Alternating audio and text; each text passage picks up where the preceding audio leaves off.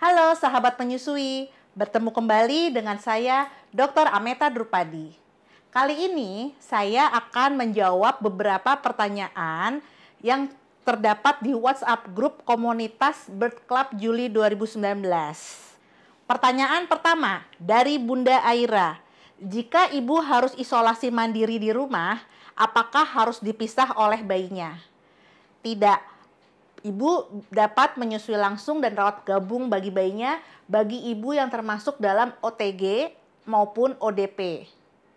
Nah, untuk bunda yang termasuk PDP, bunda dapat memerah ASINya dan memberikan ASI perahnya dengan meminta tolong bantuan dari orang sehat untuk memberikan ASI perah bunda dengan cara yang benar. Pertanyaan kedua dari Bunda Raina.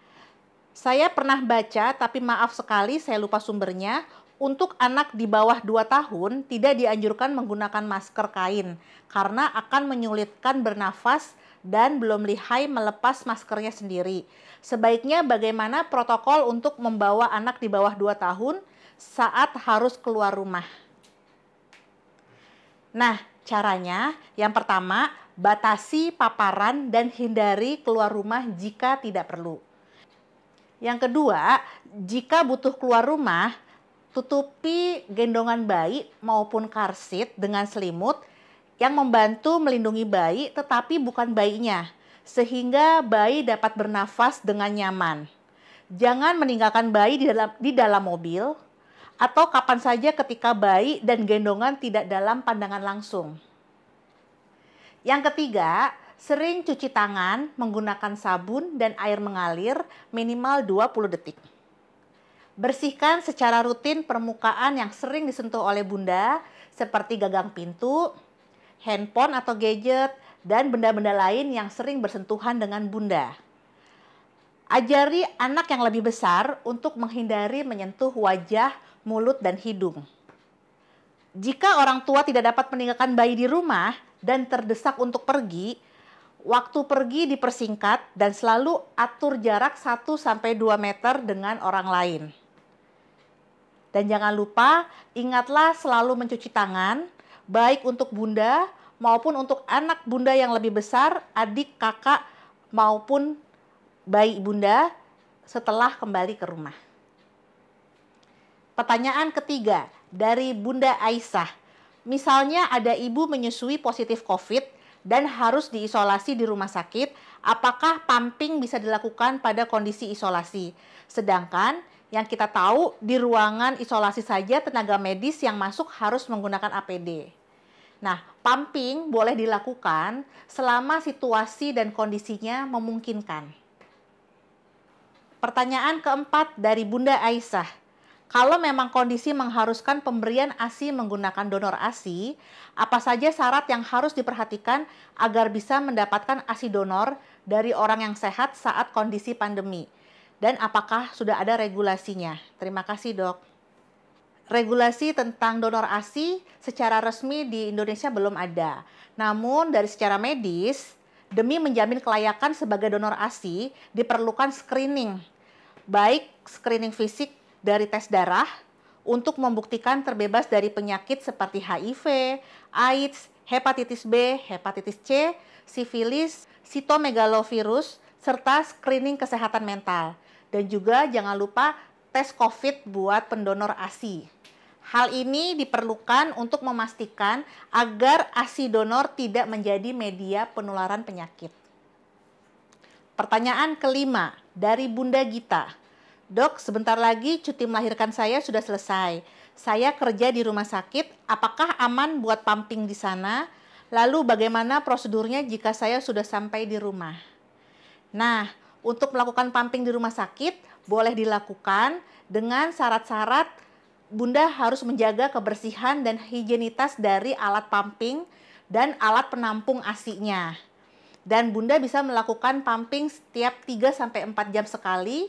Kemudian disimpan dalam cooler box dan wadah yang bersih dan aman.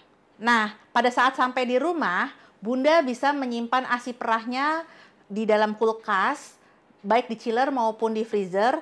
Nah, ketika mau memberikan ASI perahnya kepada bayinya, Bunda perlu menghangatkan ASI tersebut untuk diberikan kepada bayinya. Pertanyaan ke-6 dari Bunda Danes. Bisa atau tidak ya bayi sebagai karier? Jika bayi sehat tanpa gejala, apakah bisa menularkan ke orang dewasa, ibu yang menyusuinya atau ayahnya? Karena saat bayi bersin, dia belum bisa tutup mulut dan tidak memakai masker.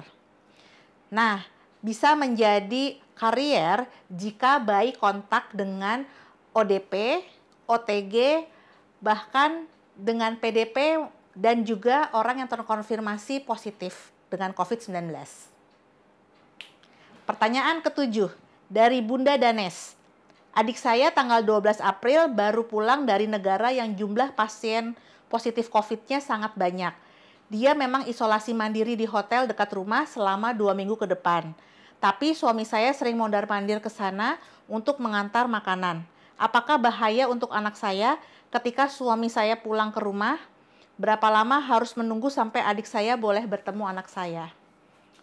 Berbahaya jika suami ibu tidak melakukan physical distancing dengan adik ibu, dan berbahaya juga jika suami ibu tidak menjaga kebersihan ketika sampai di rumah. Nah, untuk adik ibu lebih baik selama 14 hari selama diisolasi melakukan tes rapid maupun tes swab supaya pasti apakah terkonfirmasi positif atau tidak dengan COVID-19. Pertanyaan ke-8 dari Bunda Raina. Dok, sebelumnya terima kasih sekali atas ilmunya. Saya meminta saran dok, sebaiknya apa yang harus dikonsumsi oleh ibu menyusui untuk menjaga imunitasnya, mengingat akan memasuki bulan puasa dan masa pandemik ini yang masih berlangsung.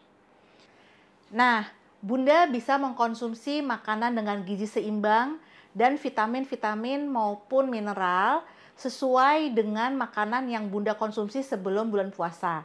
Namun ketika bulan puasa, Bunda mengkonsumsi berbeda waktunya pada saat sahur dan buka. Nah, namun jika Bunda merasa lemas atau asupan atau cairannya kurang, Bunda bisa tidak berpuasa karena Allah memberikan keringanan atau rukhsah bagi ibu yang menyusui. Nah, Bunda, demikianlah beberapa pertanyaan dan jawaban dari WhatsApp grup komunitas Bird Club Juli 2019. Semoga jawaban ini bermanfaat. Sampai jumpa.